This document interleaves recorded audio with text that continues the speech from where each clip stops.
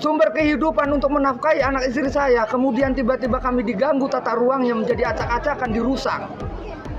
Belum lagi misalnya pertambakan kemudian diganti dengan gedung-gedung tinggi, yang kemudian kami juga sebagai masyarakat nelayan yang kehidupannya tidak pernah bisa dipisahkan dengan laut, karena laut dengan kami adalah satu kesatuan yang nggak bisa dipisah. Kemudian tiba-tiba ada bangunan di wilayah kami, lah kami mau diapakan? Wilayah yang paling terancam adalah wilayah kami, di mana selain nanti wilayah daratnya digusur, juga wilayah lautnya juga nanti akan dikeruk. Hal ini dibuktikan dengan adanya izin penambangan pasir laut yang sudah keluar. Saudara-saudaraku sekalian, saya dari Pontang, Kabupaten Serang. Wilayah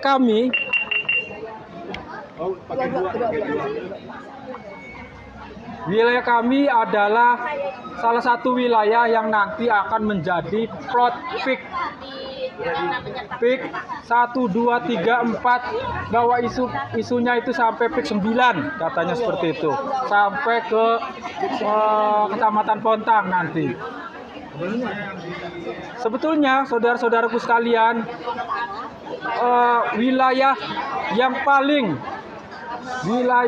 paling terancam adalah wilayah kami, di mana selain nanti wilayah daratnya digusur, juga wilayah lautnya juga nanti akan dikeruk. Hal ini dibuktikan dengan adanya izin penambangan pasir laut yang sudah keluar. Karena apa? Karena nanti untuk reklamasi PIK 2 itu akan diambil dari wilayah kami, sehingga derita masyarakat Kabupaten Serang, khususnya pesisir utara Banten, itu akan semakin menganga deritanya.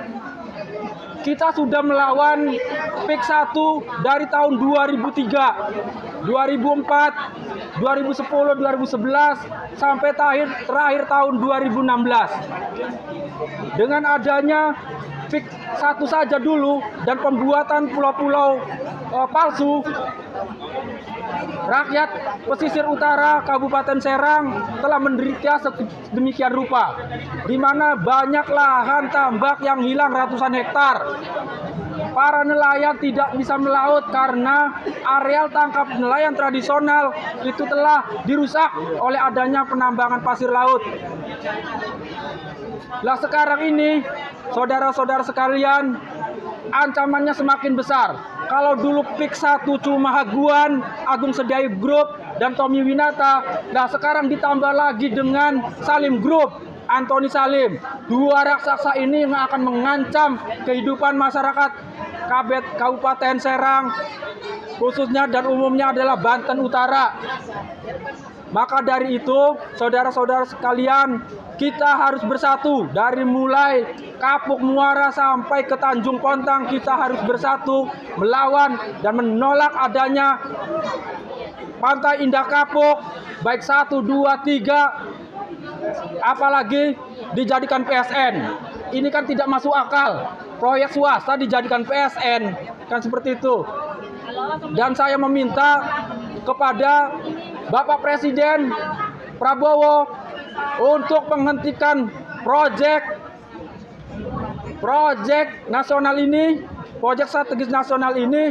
Jangan sampai PIK dijadikan proyek strategis nasional, karena ini akan menjadi privilege tersendiri terhadap pengembang. Derita yang dialami oleh nelayan, khususnya yang sekarang sudah dilakukan pengurugan, contohnya nelayan Keronjo, nelayan Monjol, di mana laut dipagari, saudara-saudara sekalian. Laut dipagar sehingga untuk melaut itu memerlukan biaya lebih. Yang dulu hanya 10 liter cukup, nah sekarang 20 liter nggak cukup. Kalau misalnya tidak ada hasil dari laut pulang, maka akan merugi. Saudara-saudara sekalian, bukan tidak mungkin nanti kriminalisasi yang terjadi oleh seperti saat ini kepada Said Didu juga akan terjadi kepada masyarakat kecil nanti. Maka dari itu, saudara-saudara sekalian, kita butuh persatuan untuk melawan.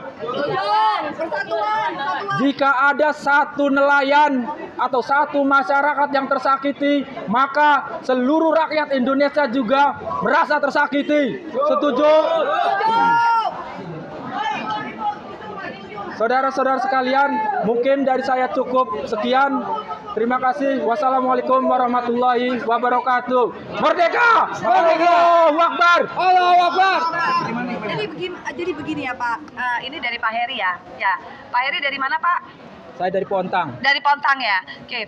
Jadi begitu sengsaranya, begitu beratnya saudara-saudara yang ada di Pontang itu ya, yang dialami ya, hanya karena itu belum jadi ya Pak ya.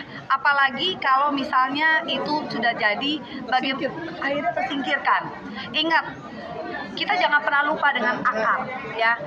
Seorang pelaut, seorang penduduk, seorang masyarakat yang ada di lautan, yang biasa dari kecil di lautan, itu tidak akan pernah bisa dipisahkan dari laut. Ingat, kalau masyarakat Bugis, kemanapun mereka akan pergi, mereka akan mencari pesisir, mereka akan mencari lautan, tidak akan bisa hidup di laut.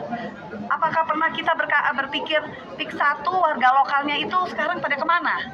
Nggak ada yang tahu, ya kan? Iya. Nah, jadi jangan lagi, sekarang ini waktunya rakyat itu untuk menang, betul ya Pak ya? Dan nggak bisa, masyarakat Banten tidak bisa berjuang sendiri.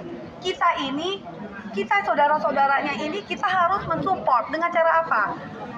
Mengirimkan tim advokasi, kita bersilaturahmi, kita membawa wali, karena mereka juga ingin tahu dampak dari apa yang terjadi di pembangunan itu sangat besar. Seperti mangrove itu udah nggak ada, kemarin kita ke sana ya Pak ya, mangrove itu tidak ada, kemudian akhirnya ikan-ikan kecil kalau nggak salah ya Pak ya. Coba Pak Heri gimana itunya? Ya, terima kasih.